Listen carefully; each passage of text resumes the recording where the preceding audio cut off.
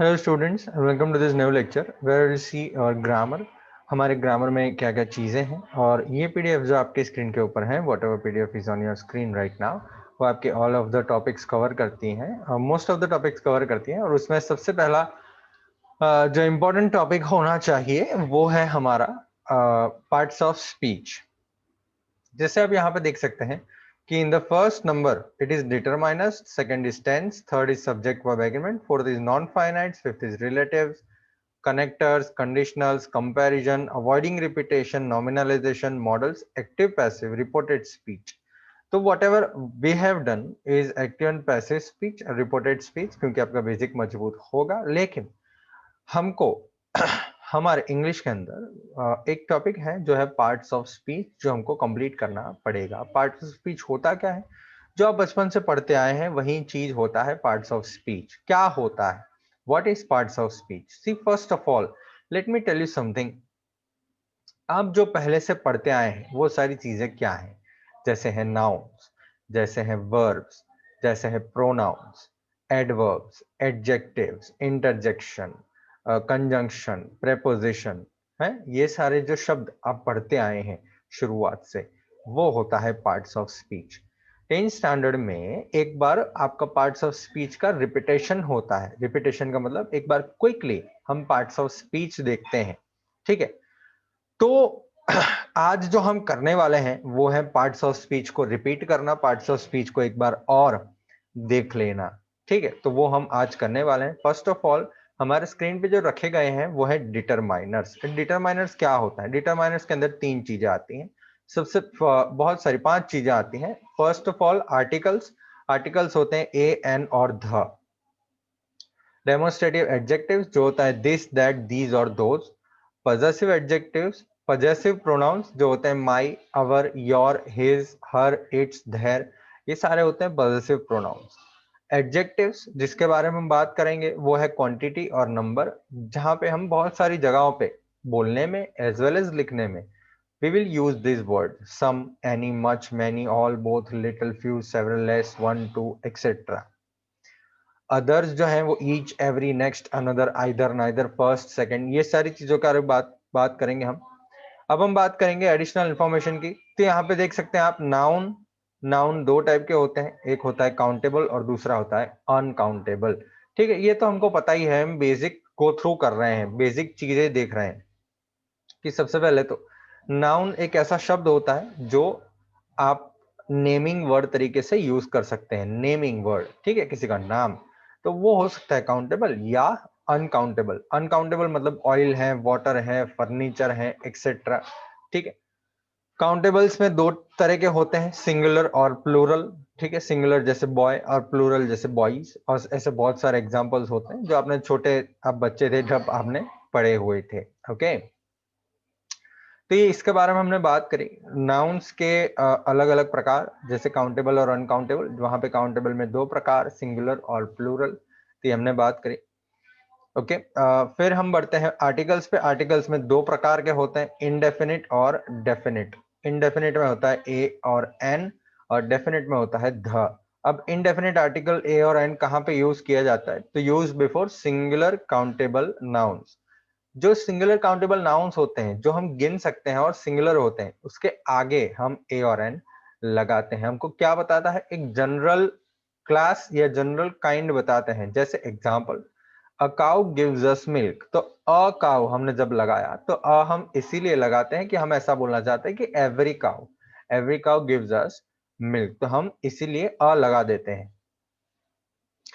Use before singular countable nouns begin with consonant sound. तो consonant sound शुरू हो, ठीक है, उससे आगे हम लगा देते हैं अ। जैसे अ वन आइड मैन, तो यहाँ पे भले ही शुरुआत ओ से हुआ है लेकिन साउंड जो है वो कॉन्सोनेंट का आ रहा है। जैसे वन, तो व का साउंड आ रहा है, व, ठीक है, वन, तो व का आवाज आ रहा है। अब ये आवाज जो है वो वॉवेल नहीं है, और आवाज देखनी होती है आपको, शब्द नहीं।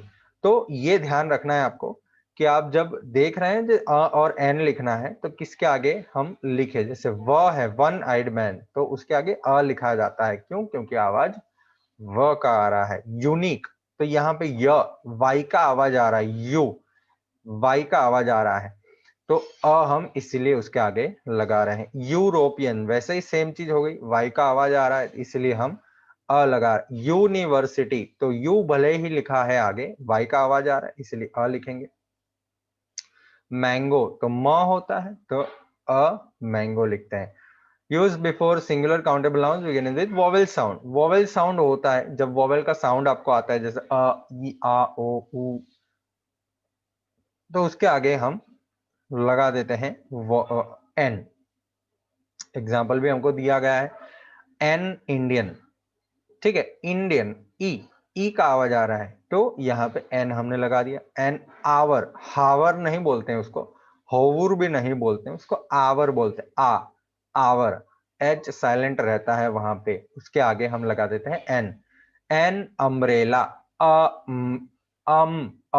का आवाज आ रहा है तो एन लगा दिया। नेस्ट, तो अ का आवाज आ रहा है तो एन लगा दिया। तो यहाँ पे आप देख सकते हैं कि भले ही वो शब्द कॉन्सोनेंट से शुरू हुए हैं लेकिन आवाज जो है वो है वोवेल साउंड का, तो इसलिए वजह से हम एन लगा देते हैं। अब डेफिनेट आर्टिकल में थोड़ा डीप में जाएंगे हम। देखो, काउंटेबल और अनकाउंटेबल नाउन्स के दोनों के आगे हम यूज करते हैं। सबसे पहले जब हम किसी चीज के बारे में बात करते हैं दूसरी बार सेम कॉन्टेक्स्ट में, अगर एक सेंटेंस में एक बार बात कर ली हो, दूसरे सेंटेंस में उसी की अगर वापस से बात करें तो द यूज करते हैं। जैसे example, I met a girl at the gate of the school, the girl was weeping, weeping मतलब रोना।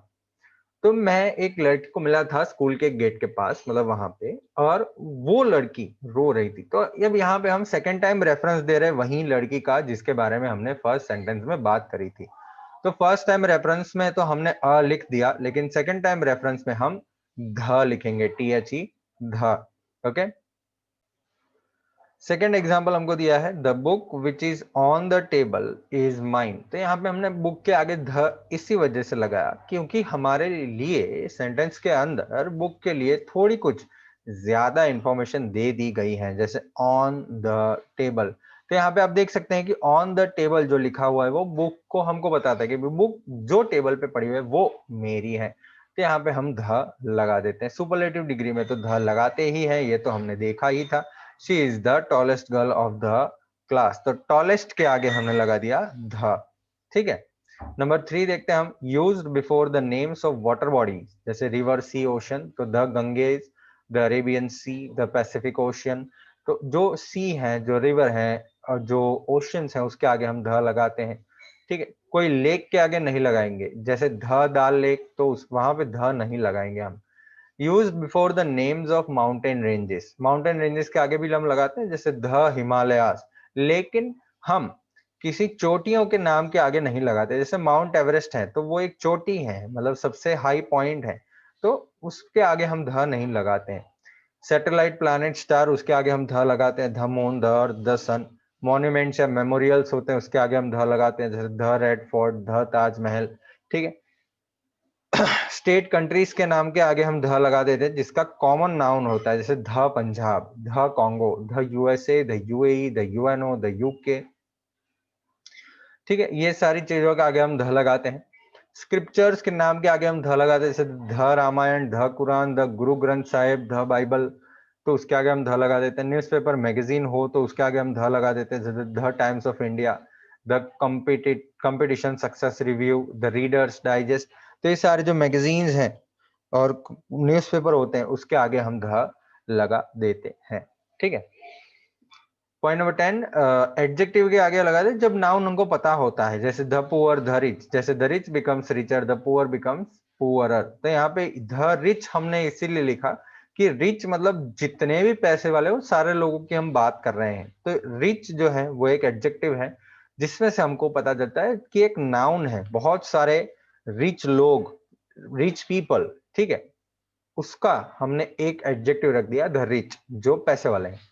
ठीक है, the rich becomes richer, the poor becomes poorer. Point number 11, जब प्रोनाउन कॉमन नाउन तरीके से यूज हो, जैसे Kalidas is the Shakespeare of India.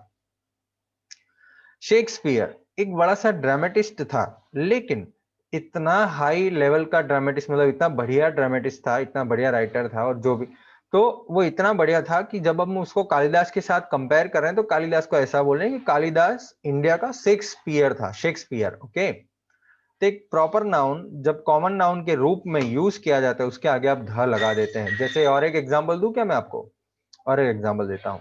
जैसे मान लीजिए अपने क्लास में है राजू, ठीक है, तो Raju is the Shahrukh Khan of our class. तो इसका मतलब कि शाहरुख खान बहुत ही बढ़िया एक्टर था, तो राजू भी बहुत ही बढ़िया एक्टिंग कर लेता है, तो हम ऐसा ही बोलते हैं कि Raju is the Shahrukh Khan of our class. तो शाहरुख खान वो एक प्रॉपर नाउन है जो यहाँ पे कॉमन नाउन के रूप में दिया हुआ है, इसी वजह से शाहरुख खान के आगे हमने ध लगा दिया।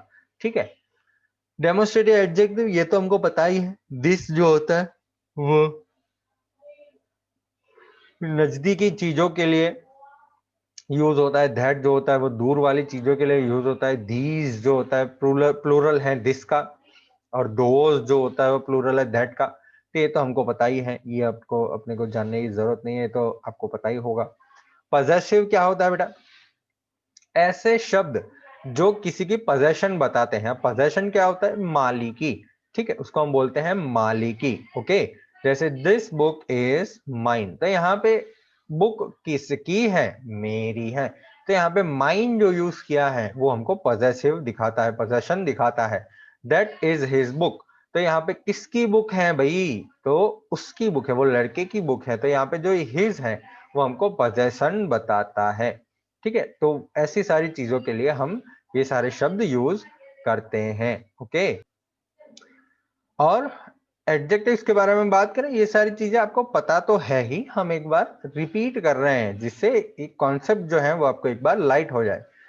देखो एडजेक्टिव यहाँ पे हमको दो प्रकार के हैं, क्वांटिटी और नंबर। मतलब नंबर मतलब जो गिने जा सकते हैं, और क्वांटिटी मतलब जो नहीं गिने जा सकते हैं। देखो यहाँ पे एडजेक्टिव्स जैसे कि सम कहाँ पे यूज होता है? बिफोर काउंटेबल नाउन्स भी यूज होता है और बिफोर अनकाउंटेबल नाउन्स भी यूज होता है। नंबर में नंबर की बात करनी है तो उसमें भी यूज होता है, अगर क्वांटिटी की बात करनी है तो उसमें भी यूज होता है। एनी जो होता है वो हमेशा हमको ऐसा पता है कि use in negative and interrogative sentences. तो नेगेटिव सेंटेंस होता है, कोई इंटरोगेटिव सेंटेंस होता है, वहां पे हम एनी यूज करते हैं। नंबर और क्वांटिटी दोनों में हम यूज कर सकते हैं। मच और मैनी ये दो सेम मीनिंग वाले वर्ड्स हैं। मच जो है वो हम नहीं गिन सकते, वहां पे यूज करते हैं कि there is much sugar in this milk, there is much sugar in this milk, तो उसको हम नहीं गिन सकते हैं। ठीक है, मैनी हम ऐसी चीजों के साथ यूज करते हैं जहां पे हम उसको गिन सकते हैं। मैनी है, there are many children playing in the park, तो चिल्ड्रन को हम गिन सकते हैं तो हम मैनी यूज करते हैं। ऑल गिने जाने वाली चीजों के साथ ही यूज होता है। ठीक है, बोथ वहां पे दो इंसानों के बारे में बात की हो तो हम यूज करते हैं। लिटिल, लिटिल नहीं गिन सकते हम, है देयर इज लिटिल वाटर। तो लिटिल में तीन प्रकार के होते हैं, लिटिल, अ लिटिल और द लिटिल। ठीक है, ये शायद आपने आप छोटे होंगे तब पढ़ा होगा। तो लिटिल, अ लिटिल और द लिटिल। लिटिल होता है हार्डली एनी, मतलब थोड़ा कुछ। अ लिटिल मतलब थोड़ा तो है लेकिन पूरा नहीं है, बहुत नहीं है। द लिटिल मतलब कुछ भी नहीं है, जितना है उतना, उसको हम बोलते हैं द लिटिल। फ्यू जो है वो हम यूज करते हैं भाई। ओके, फ्यू जो है वो हम यूज करते हैं गिनने वाली चीजों के साथ जिसको हम गिन सकते हैं। फ्यू मतलब हार्डली एनी, थोड़ा कुछ है। अ फ्यू मतलब नॉट मैनी बट सम, थोड़ा है लेकिन बहुत नहीं है। द फ्यू जितना भी है थोड़ा कुछ, उसको हम द फ्यू यूज करते हैं। Several, one, two, each, every, next, another, either, neither, first, second, ये सारी चीजों को हम गिनने वाली चीजों के साथ यूज कर सकते हैं। लेस जो है वो हम ना गिनने वाली के साथ भी यूज कर सकते हैं। आइदर, नाइदर जो है हम ना गिनने वाले चीजों के साथ यूज कर सकते हैं। ओके, कार्डिनल नंबर्स आपको पता ही है, 1 2 3 4। ठीक है, ऑर्डिनल नंबर्स मतलब ऑर्डिनल ऑर्डर में, first, second, third, fourth. Okay, चलिए अब टेंसेस के बारे में बात करते हैं। रिवीजन ही करना है तो ओवरऑल फटाफट मैं आपको बता देता हूं। टेंसेस जो होते हैं वो समय बताते हैं भाई जब एक्शन हो रही है, एक्शन होती है। टेंसेस में तीन प्रकार के टेंसेस होते हैं, एक होता है प्रेजेंट, एक होता है पास्ट और एक होता है फ्यूचर। जब आप बात करते हैं तीनों की तो उसमें चार प्रकार के टेंसेस होते हैं, जैसे इंडेफिनिट, कंटिन्यूअस, परफेक्ट और perfect continuous. Indefinite present tense, indefinite past tense, indefinite future tense, जिसको हम सिंपल भी बोलते हैं, simple present, simple past, simple future tense. Continuous भी होता है, present continuous, past continuous, future continuous tense. ठीक है, फिर परफेक्ट भी होता है, present perfect tense, present past perfect tense, future perfect tense, ये तो हमको पता ही है। फिर परफेक्ट कंटिन्यूस होता है, परफेक्ट कंटिन्यूस में क्या होता है भाई, wait a minute, perfect continuous में क्या होता है हमको ये तो पता ही है। परफेक्ट कंटिन्यूस टेंस जो है वो हम यूज करते हैं कोई ऐसी एक्टिविटी के लिए जो फ्यूचर में या पास्ट में चालू है और चालू रहेगी। ओके, चलिए अब हम बात करते हैं टाइप्स ऑफ सेंटेंसेस की। तो अफर्मेटिव है, नेगेटिव है, इंटरोगेटिव है, यस नो प्रकार के सेंटेंस होते हैं, क्वेश्चन वर्ड्स होते हैं WH वर्ड्स वाले। इंटरोगेटिव में नेगेटिव भी हो सकता है, यस नो टाइप के हो सकते हैं, question word WH words type. Subject दो प्रकार के होते हैं, सिंगुलर प्लूरल, ये तो आपको पता ही है। वर्ब के बारे में हम जब बात करें तो वर्ब तो मेन वर्ब और ऑक्सिलरी वर्ब होते हैं, ऑक्सिलरी में हेल्पिंग वर्ब और मॉडल्स वर्ब होते हैं। तो ये प्रकार के वर्ब्स होते हैं। Sorry for the camera students, थोड़ा स्टिक हो रहा है। तो वर्ब जो है वो मेन और ऑक्सिलरी वर्ब्स होते हैं, हेल्पिंग और मॉडल्स। पर्सन तीन प्रकार के, फर्स्ट, सेकंड और थर्ड। फर्स्ट में आई और वी आता है, सेकंड में यू आता है और थर्ड में ही, शी, इट, दे आ जाता है। ठीक है, प्रेजेंट टेंस की अगर हम बात करें तो इनडेफिनिट सिंपल टेंस है, हेंसफोर्थ एमवी मतलब मेन वर्ब होगा, एचवी मतलब हेल्पिंग वर्ब होगा। जहां जहां एमवी आएगा इसका मतलब मेन वर्ब और एचवी का मतलब हेल्पिंग वर्ब। कहां पे यूज होता है present tense, simple present tense कहां पे यूज होता है भाई, ऐसी हैबिट्स जब आपको बतानी है तो आप सिंपल प्रेजेंट टेंस यूज करते हैं। जैसे he gets up early in the morning, तो आप हैबिट बता रहे हैं कि वो सुबह जल्दी उठता है। साइंटिफिक फैक्ट्स बताना हो तो ऐसे बताते हैं, water boils at 100 degree centigrade. तो आप साइंटिफिक फैक्ट बताना है, साइंटिफिक सही चीज बताना चाहते हैं। यूनिवर्सल फैक्ट्स बताना, जनरल ट्रूथ बताना है, तो आप सिंपल प्रेजेंट टेंस में बताते हैं, the sun rises in the east. Keywords क्या है, डेली, नेवर, ऑलवेज, ये सारी चीजें यूज करते हैं हम सिंपल प्रेजेंट टेंस में। He gets up early in the morning, daily है। He never washes his clothes, वो कभी अपने कपड़े धुलता ही नहीं है। He never washes his clothes, तो ये नेवर हमने यूज कर दिया। ऑलवेज, ये सारी चीजें आपको सिंपल प्रेजेंट टेंस में देखने को मिलती हैं और आप लिख सकते हैं सिंपल प्रेजेंट टेंस में कोई सेंटेंस, तो उसमें आप ये सारे वर्ड्स यूज कर सकते हैं। फॉर्मूला भी हमको कुछ दिया हुआ है भाई, मेन वर्ब का फर्स्ट फॉर्म होता है, प्लूरल सब्जेक्ट हो तो first form plus S E S होता है, ई नहीं होता है, एस ई एस होता है। सिंगुलर सब्जेक्ट हो तो ये अफर्मेटिव सेंटेंस में हो जाता है। ठीक है, हेल्पिंग वर्ब में डू और डज लगता है और फिर नेगेटिव और इंटरोगेटिव सेंटेंस में हम डू और डज लगाते हैं। ठीक है, फिर हम बात करते हैं एस ई एस डू और डस के साथ नहीं लगता है। नोट करना है आपको ये कि एस ई एस डू और डस के साथ नहीं लगता है वर्ब के पीछे। अगर हम कंटिन्यूस टेंस की बात करें तो कंटिन्यूस टेंस में एक्शन जो वो समय पे हो रही है, ठीक है, ये आज हो रही है अभी, उसके बारे में हम लिख रहे हैं। जैसे आई एम टीचिंग, तो एम टीचिंग हो गया, ये कंटिन्यूस टेंस हो गया। ठीक है, action continued over a period of time in the present, एक लंबे समय तक चल रही है। I am working on a science project nowadays, तो अभी मैं एक साइंस प्रोजेक्ट पे काम कर रहा हूं, तो वहां पे हम कंटिन्यूस टेंस यूज करते हैं। उसमें कीवर्ड्स क्या है, तो आप कंटिन्यूस टेंस बताने के लिए ये सारे वर्ड सेंटेंस में यूज कर सकते हैं। आईएनजी तो यूज करना ही है, लेकिन nowadays, at present, these days, ये सारे वर्ड आपको देखने को मिलते हैं। वर्ब में मेन वर्ब जो होता है वो फर्स्ट फॉर्म प्लस आईएनजी हो जाता है। हेल्पिंग वर्ब में इज एम आर लगता है, क्योंकि हम प्रेजेंट की बात कर रहे हैं। पास्ट में वॉज वेल लगता है। परफेक्ट टेंस की अगर हम बात करें तो just completed, action I have completed my homework just now.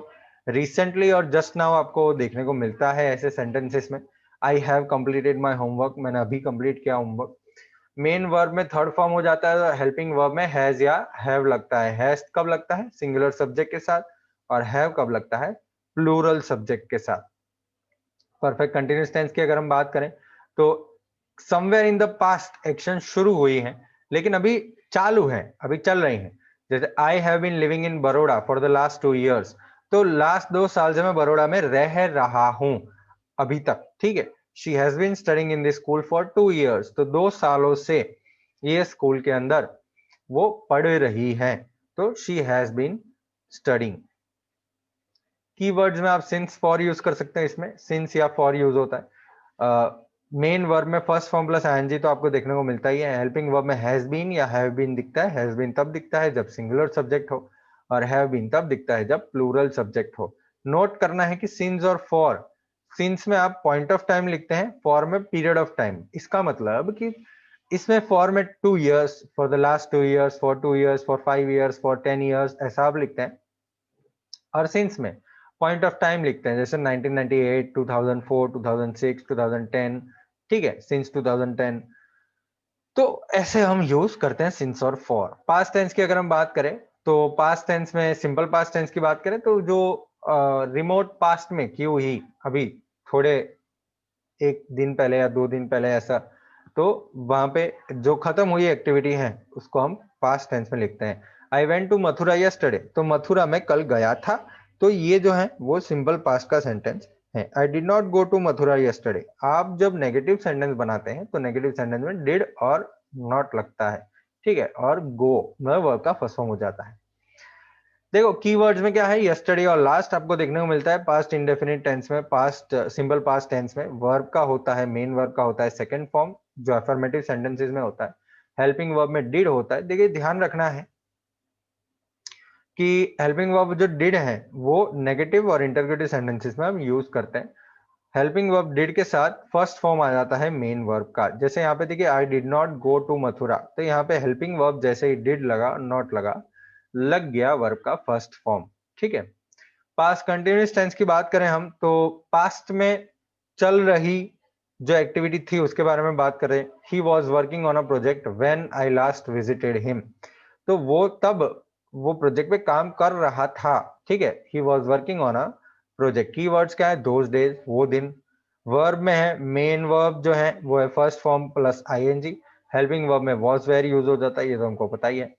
Past perfect tense की अगर हम बात करें तो एक एक्शन जो पास्ट में कंप्लीट हो चुकी है एक समय से पहले, इसका मतलब the patient had died before the doctor केम, तो द डॉक्टर केम वो सिंपल पास्ट हो गया, लेकिन उससे पहले जो एक्टिविटी खत्म हो चुकी थी वो हम पास्ट परफेक्ट में लिखते हैं। ये आपको ध्यान रखना है। The patient had died before the doctor came, earlier past.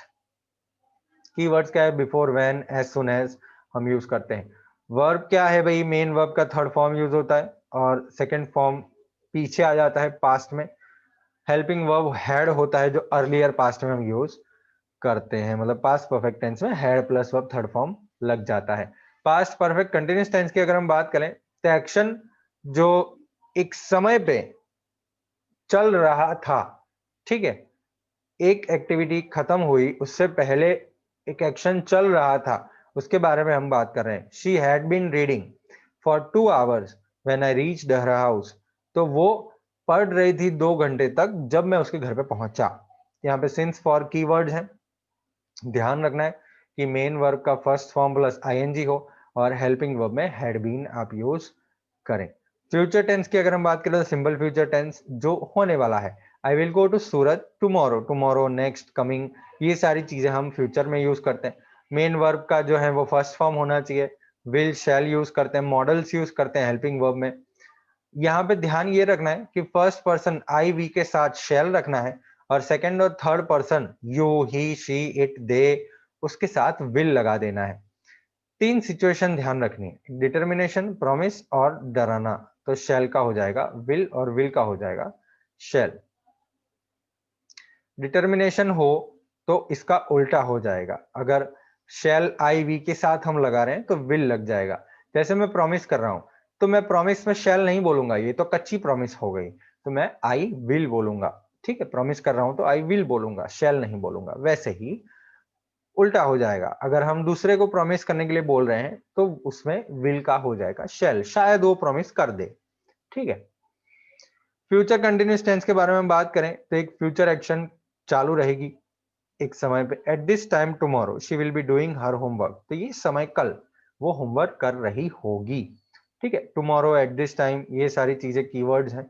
Main verb में फर्स्ट फॉर्म प्लस आईएनजी लग जाता है। हेल्पिंग वर्ब तो आपको पता ही है मॉडल्स लगेगा, लेकिन उसके पीछे बीई बी लगेगा, ये आपको याद रखना है फ्यूचर कंटिन्यूअस टेंस में। फ्यूचर परफेक्ट टेंस की अगर हम बात करें तो भविष्य में एक एक्टिविटी खत्म हो जाएगी, ठीक है, उसका अनुमान लगा रहे हैं। I will have prepared support material by Saturday, तो सैटरडे तक सपोर्ट मटेरियल बन गया होगा।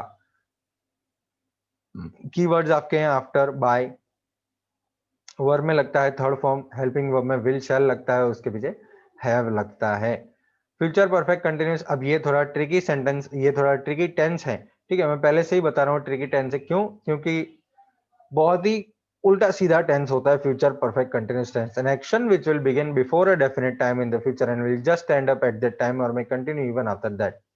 तो एक एक्शन जो भविष्य के एक समय पे शुरू हो जाएगी, सुनिएगा, शुरू हो जाएगी और एक समय पे वो शायद कंटिन्यू भी रह जाए। When I reach my school at 8:30 a.m. tomorrow, the teacher will have been giving remedial classes. तो मैं जब कल, When I reach my school at 8:30 a.m. tomorrow, तो कल जब 8:30 बजे स्कूल पहुंचूंगा, तब वो टीचर शायद रेमेडियल क्लासेस ले रही होगी, दे रही होगी, ठीक है। तो यहाँ पे सिंस, फॉर, आफ्टर, 3 इयर्स, ये सारे की वर्ड्स हैं। मेन वर्ब में फर्स्ट फॉर्म प्लस आईएनजी लगता है, हेल्पिंग वर्ब में विल शैल तो लगता ही, मॉडल्स लगते हैं और हैव बीन लगता है।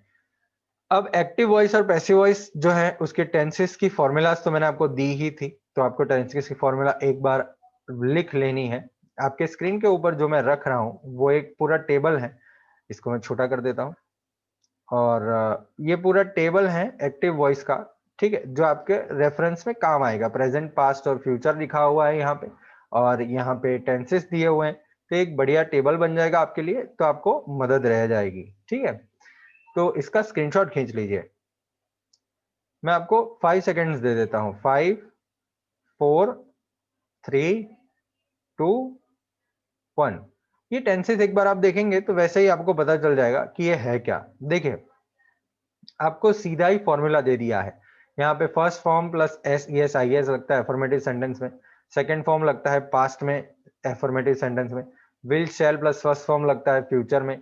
तो ये सारी चीजें आपके लिए बहुत ही आसान हो जाएगी देखना कि कौन सा टेंस है और कौन सा टेंस आपको यूज करना है कौन सी एक्टिविटी में। मैंने जैसे आपको बताया कि कौन सी एक्टिविटीज, मतलब कौन से टेंसेस कौन सी एक्टिविटीज के दरमियान यूज होते हैं, तो ये सारी चीजें जो हमने देखी उसमें सब समय कवर हो गया। तो जो भी आप सेंटेंस लिखना चाहते हैं वो ये 12 टेंसेस में से कोई एक टेंस का तो होगा ही होगा, ये समझ रहे हैं। तो आप जो भी सेंटेंस लिखते हैं, जैसे ऐसे में है, स्टोरी में है, या फिर रिपोर्ट में है, या फिर नोटिस में है, तो जो भी लिखते हैं, जितना भी रिटन इंग्लिश होता है उसमें टेंसेस होता ही होता है, ठीक है। तो ये बहुत ही जानना जरूरी है कि कौन सा टेंस कहाँ पे हम यूज करें। अगर आपको ना समझ में आए तो फिर से एक बार देख लीजिए, कंटिन्यूस मैंने बोला है, फिर से एक बार देख लीजिए, तो आपको एक आइडिया आ जाए कि कौन सा टेंस हम कहाँ पे यूज करें। समझ में आ रहा है? ओके, फ्यूचर टाइम रेफरेंस हम नेक्स्ट लेक्चर में देखेंगे। फ्यूचर टाइम रेफरेंस देखना है, फिर नॉन फाइनाइट्स देखना है, तो उससे आगे हम नेक्स्ट लेक्चर में देखेंगे पेज नंबर 67 से, ठीक है। चलिए मिलेंगे अब नेक्स्ट लेक्चर में और बात करेंगे आगे। Bye bye for now.